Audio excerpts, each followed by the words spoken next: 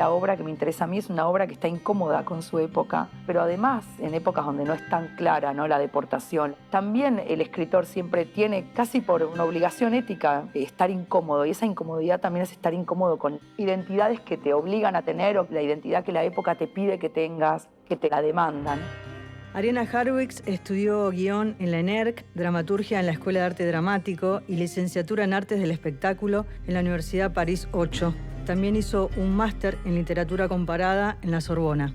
En 2012 publicó su primera novela, Mátate Amor. En 2013, junto a la escritora Sol Pérez, publicó Tan intertextual que te desmayás. En 2014, publicó La débil mental y un año más tarde, Precoz. Estamos en la Sala del Tesoro de la Biblioteca Nacional para hacer la segunda temporada de Palabradas. Hoy, Ariana Harwicz. Hola, Ariana, ¿cómo estás? Un placer. Hola, ¿cómo están? Por fin nos Igualmente. vemos. No estoy mirando ahí el cielo, digo, ya está, estamos acá. Mátate Amor integró la lista corta del Premio República de la Conciencia 2018, además la lista larga para el Man Booker International 2018, el mejor libro extranjero traducido en su versión alemana en 2019, entre otros tantos premios y nominaciones. Y es el que le da inicio a esta trilogía profundamente perturbadora que pulveriza de alguna forma las ideas de familia y maternidad. Vamos a darle un poco de contexto a Mátate Amor. Una mujer extranjera, graduada universitaria, que vive en una zona rural de Francia, acaba de ser madre y es en esa especie de parloteo mental, deja fluir todo lo que la rodea y está harta. Marido, bebé, vecinos. Pienso si en esa hay una extranjeridad tal que no solo es con el lugar, sino es en relación a ella misma. Me parece algo muy sintomático, pero muy lindo, que todos los premios que tuve o las nominaciones de mis libros siempre o casi siempre fueron de traducciones. Eso es llamativo, porque yo no soy traductora, aunque después podemos hablar que me considero o me siento una escritora traductora o una falsa traductora que escribe. Entonces digo, no es casualidad que todas las nominaciones, está el Man Booker Prize y otras en Alemania, en Estados Unidos, fueron premios a la traducción de mis libros, pero que no me es ajena la traducción. No me siento traductora ni me impongo el título de traductora, pero sí colaboro mucho en las traducciones. Y como mis libros son sobre extranjería, el tema para mí no es, ya lo hablaremos, ni la pedocriminalidad, ni el feminismo, ni la maternidad, ni la pasión. Yo diría que todos son subtemas que están como bajo el ala del gran tema, si se pudiera, ¿no?, decir, que es la extranjería, que yo diría que es como el dios o la diosa de los temas. Y bueno, no es casualidad asociar extranjería y traducción. Yo vivo afuera hace 15 años y escribo bajo la influencia de otra lengua, ¿no? A eso iba, porque la extranjería, coincido con vos en que es nodal en tu obra, porque las atraviesa con distintas modulaciones a todas las 4 obras de ficción. Pero la extranjería nos lleva a la hospitalidad por un lado y al estar con identidades que no son plenas. Me explico. El extranjero no es del todo de ese lugar, aún teniendo los papeles en regla. Ni tampoco empieza a ser del lugar de donde vino, porque empieza a haber un desfasaje. De hecho, en tu obra no hay nombres propios, porque no hay identidades plenas. Eso es también un poco donde se juega la extranjería y lo nodal de la extranjería. Sí, sí, sí. Primero, como lectora, me conmueven y me gustan esas escrituras de no identidades plenas del siglo XX, del XXI o hacia atrás. Incluso, como vos decís, de autores alemanes o austríacos hechos y derechos con su pasaporte. Digo, pienso, Thomas Mann, son clásicos, ¿no? Stefan Zweig o Joseph Roth, digo, por nombrar 3 de tantos. Siempre el escritor que me interesa a mí, la obra que me interesa a mí, es una obra que está incómoda con su época. Obviamente, si uno está en plena época del nazismo, va a estar incómodo si lo vienen a deportar, pero además, en épocas donde no es tan clara, ¿no?, la deportación, no sé, nos vienen a chupar y a secuestrar, también el escritor siempre tiene, casi por, no sé, por una obligación ética, estar incómodo, y esa incomodidad también es estar incómodo con las identidades que te obligan a tener, o que digamos, la bajada de línea de la identidad que la época te pide que tengas, te demanda, la demanda, ¿no? Y en mi caso concreto, cuando yo me fui a vivir a Francia, que vivía en Buenos Aires, era profesora acá universitaria, daba guión Cine. cinematográfica, sí, cine, en escuelas privadas de cine o nacionales, daba cine mezclado, cine cruzado con literatura. Entonces ya está el cruce ahí del género no perfecto, no puro. Me fui a vivir y me dijeron, bueno, te vas a ir a vivir, traicionás a la patria, ¿no? Como, me acuerdo un profesor que me dijo, bueno, como si fuera una especie de infidelidad a la patria argentina o a la nacionalidad o a la literatura, ahora que estamos rodeados de manuscritos de, no sé, Ocampo, Pizarnik, Borges. Y yo sentía que se me fui con culpa, ¿no? Como, y todo lo contrario, se cumplió la profecía contraria, todo lo contrario, o sea, nunca más estuve pegada, asociada a mi lengua, a la violencia de mi país, a mi identidad argentina cuestionada que allá, ¿no? Este personaje que se plantea ser graduada, a la vez está colgando la ropa dice, de mi marido, de mi bebé, y a la vez estar pensando en clavarse con un cuchillo en la yugular. Siento como esa extranjería en esa distancia, digo, ¿no? De pensar, de tomar distancia siendo ella una extranjera viviendo en una zona rural, pero es ella la elegida, ¿no? Por su marido para vivir ahí. Obviamente, Matate Amor se publicó en 2012 en Paraíso, ¿no? Una autopublicación, y después pasó a Mar Dulce y todas las traducciones y adaptaciones al cine y al teatro. Pero arrancó en Paraíso en 2012 y nada que ver el contexto político de cómo se pensaba la maternidad, la paternidad, las identidades, los vientres subrogados, que a uno dicen alquiler de vientres, queda peor, pero todas las conformaciones de familia que ahora están como pulverizadas, todo eso no estaba en 2012, hace menos de una década. Entonces también el libro se está leyendo distinto, obviamente infiltrado por la época, ¿no? Pero cuando yo pensaba en la maternidad de Matate Amor, ya era una maternidad recontra cuestionada. O sea, el personaje se siente una madre mala, o sea, una falsa madre, una mala madre respecto de lo que se espera de su maternidad. En este día de pensar las palabras, en Matate Amor dice, pensar que la primera palabra que diga mi hijo sea una palabra bella. Me importa más que su obra social. Y si no, que no hable. Que diga magnolia, que diga piedad, no mamá o papá, no agua, que diga devaneo. En la débil mental dice, ¿de dónde venían esos vocablos? ¿Por qué había preferido eso y no otros? ¿Qué idioma elegir para bautizar las cosas? Y en desertar, me gusta este juego de empezar con la palabra conversación, ¿no? Desde el ensayo, dice, conversación en castellano suena converso, al parecer ya tenemos un problema para futuras traducciones, las palabras vienen siempre acopladas, ensambladas, y más adelante dice, así que somos dos conversos conversando. ¿Qué te lleva a reflexionar en tu obra, tanto en la ficción como en el ensayo, sobre el tema de las palabras? ¿Y de qué manera trabajás en la búsqueda de estas palabras justas o precisas? Víctor Klemperer, que ha hecho justamente bajo el nazismo, ha hecho una especie de diario íntimo recontra clandestino, como tantos bajo, no sé, dictaduras, totalitarismo, soviético, etc. Y iba marcando y anotando cómo la lengua se iba nazificando lentamente, progresivamente, y en el habla de todos, de los que eran antinazis también. Y acá hay un libro, bueno, nada, justo lo compré recién, de Glenn Gould, de Acantilado, Glenn Gould, el pianista canadiense, que rompe todo Bach, o sea, todo rompe, pero digo, agarra agarra Bach y lo recrea, lo resemantiza, lo inventa otra vez, ¿no? Entonces, esas son mis guías, no sé, esos son los patrones o los caminos allanados que yo trato de seguir, que son los artistas, no importa si pianista o escritor, que, que, que sospechan de una lengua, ya sea Bach, es una lengua, un pentagrama, música, o ya sea Picasso con las mujeres desarmándolas, sospecha de una lengua y la rearma. Entonces cuando yo escribo siento que tengo que hacer eso, es ambicioso y es casi imposible, pero siento eso que es, bueno, tengo una lengua, tengo un idioma y tengo un lenguaje que es el español porteño, el que yo conozco. Tengo el francés de un inmigrante, recontra inmigrante cada vez más. Trato con esas lenguas que tengo, mezclarlas, trato de armar una nueva. Por eso en todas las novelas, está buenísimo lo que hacen ustedes de rastrear, los personajes sospechan de cuando están hablando, ¿viste? ¿Qué es hablar? Dicen. Qué asco hablar. Qué asco hablar, dice ella, ¿no? Sí. En el Matate Amor. Sí. Están los dos tipos hablando, el marido y el amante, y dice, o no, cuando ella se besa o algo así, dice, qué asco hablar. Otro aspecto que me parece nodal en tu obra tiene que ver con el encuentro con el deseo. cómo los personajes tienen que manejar esa fuerza que puede ser tan oscura, tan fuerte, tan potente. Y pienso que tal vez eso es, de alguna manera, lo que en Degenerado se lleva, se radicaliza de una manera absoluta, una autoridad absoluta.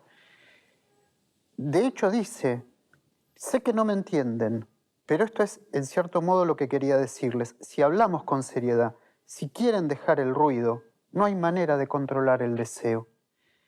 Un poquito más adelante. En esta época es tan penosa, lo que hace esta época con el deseo es tan maligno, tan perjudicial, que ni siquiera me colgarán del cuello. El deseo es el deseo. ¿Cómo va a ser legislado?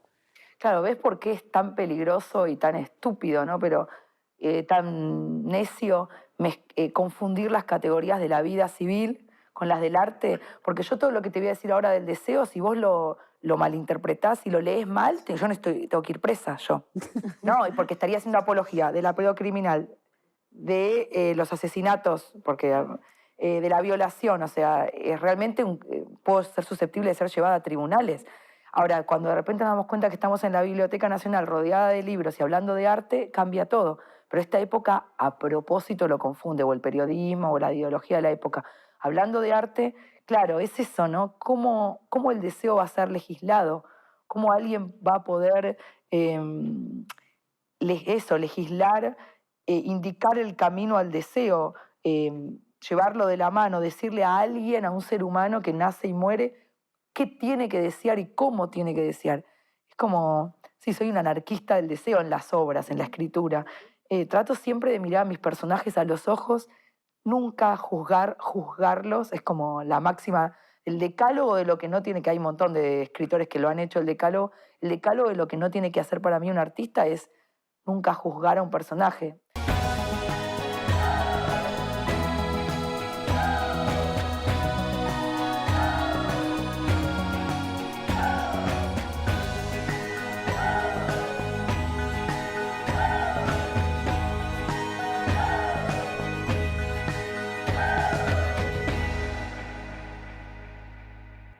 El ruido se repite y él quiere ir a ver.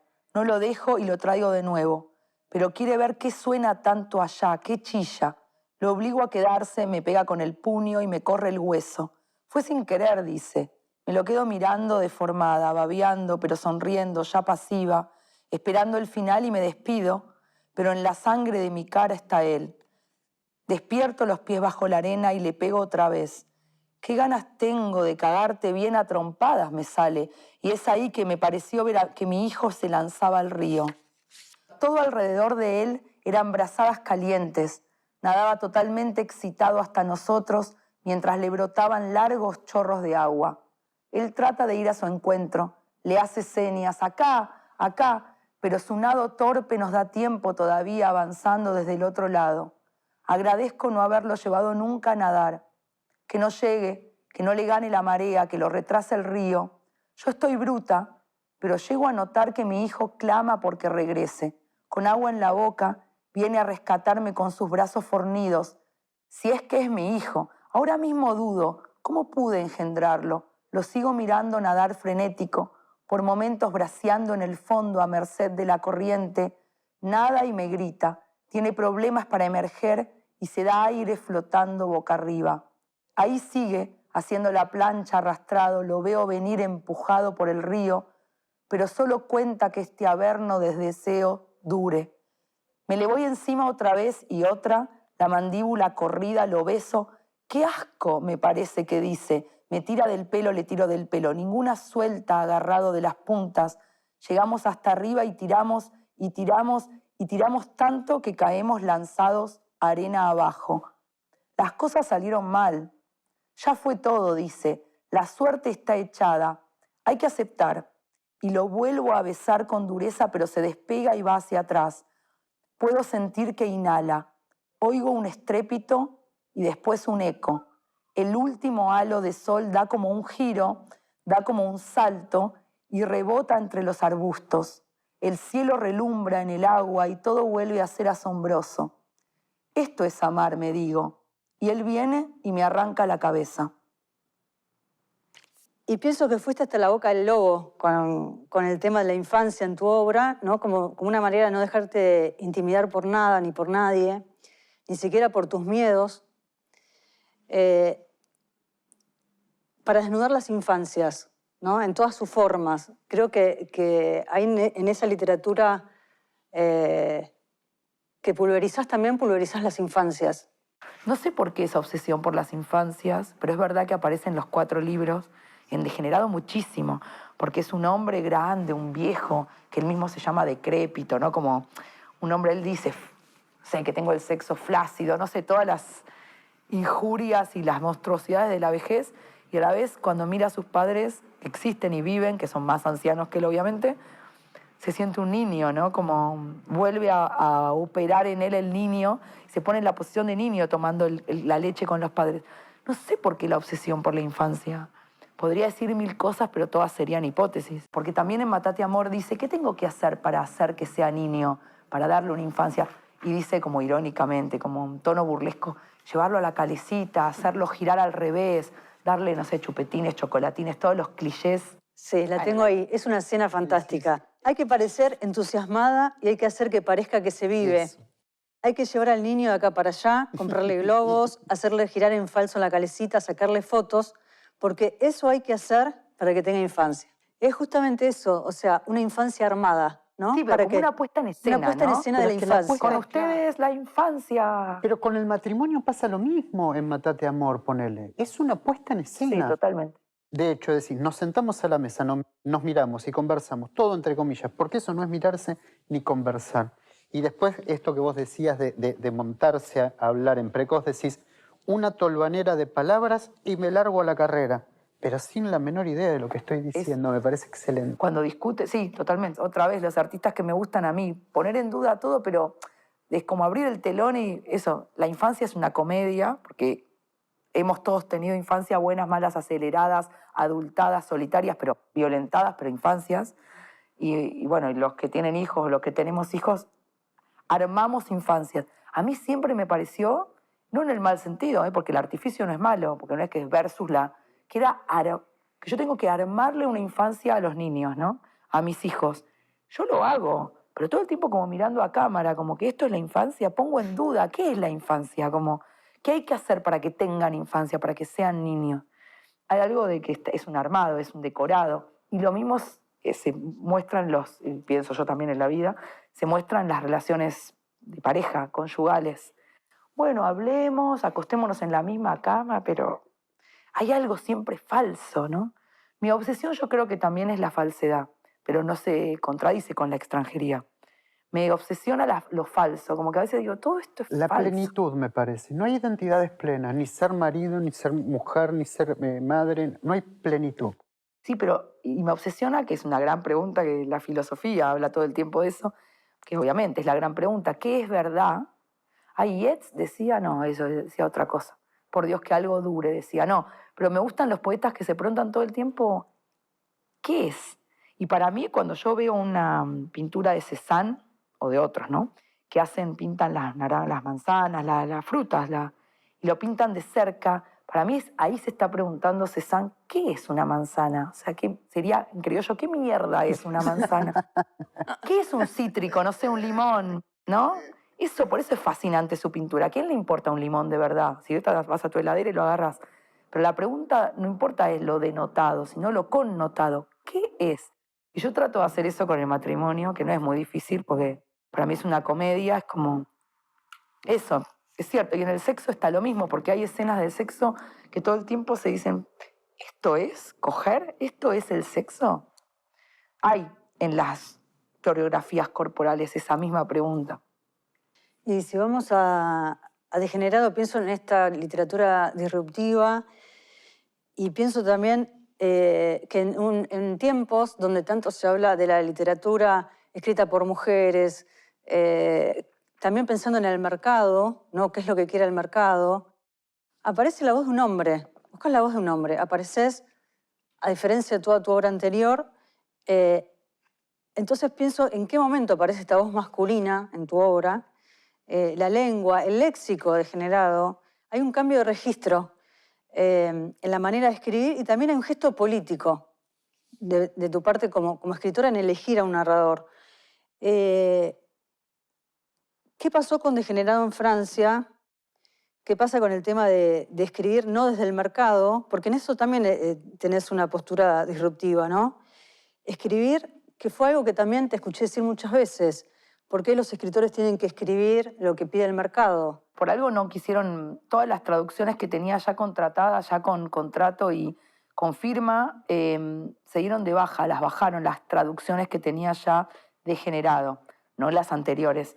Y no me parece, bueno, sí, se va, mi adorado editor brasilero que tiene Coraje, la va a sacar en Brasil, vamos a ver qué pasa, pero digo, salvo el portugués, todas las demás, al inglés, al rumano, al árabe, todas las demás se dieron de baja. No creo que sea porque se dieron cuenta que escribo peor que nunca, o que el libro está mal escrito, si eso existiera, o que el libro es tonto. Creo que no tiene que ver con una interrogación al autor, de cómo el autor arma su literatura, sino netamente con una visión ideológica.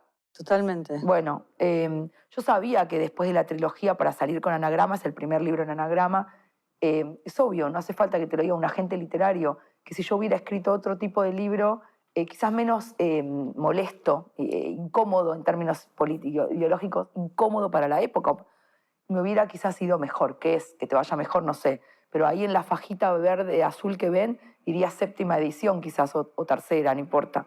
No ocurrió, yo creo que es porque molesta ideológicamente. Y después respecto a la cosa disruptiva con el tono anterior o al cambio un poco de estilo, es lo que más traté de hacer. Traté de Para mí, naturalmente, me salía la lengua armada de las 3 novelas anteriores, que no son iguales, igual, hay una escalada para mí. A mí Matate Amor es un poquito más clásica, aunque es disruptiva y teatral, es cómica también. Para mí doy un saltito sin darme cuenta, pero ahora post-escritura, en La débil mental es un poco más radical estéticamente, se desarma más porque además madre e hija tienen la misma voz, entonces te confunde. ¿Quién es? También dicen, yo te parí, pero vos me podrías haber parido a mí, te dicen. Entonces ahí hay un cuestionamiento de quién parió a quién. Hay una paridad. Sí, pero ¿quién parió a quién? Y eso también es cuestionar el linaje, cuestionar lo biológico, cuestionarla generacionalmente, ¿no? Y creo que en Precoz da un salto más porque es un poquito más anárquica, un poquito más bomba molotov para mí. Son más marginales los personajes. No hay familia, no festejan Navidad, no hay ni siquiera un ritual social de vamos a festejar Navidad, aunque después sabemos que lo que se hace el ser humano es... Y Degenerado más, porque Degenerado es, para mí es un tipo cuestionándolo todo, como odiándolo todo, ¿no? Quiero por último desertar. Micael te plantea la relación entre identidad e idioma y el hecho de llevar tantos años viviendo en Francia que supone debe haber tenido algún tipo de influencia en tu escritura.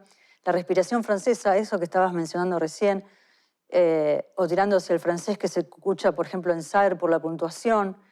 Y sobre esa música en el lenguaje, me gusta esta idea de Barenboim que señala la lengua materna que define el sonido, que forma parte de Desertar, ¿no? Esta música.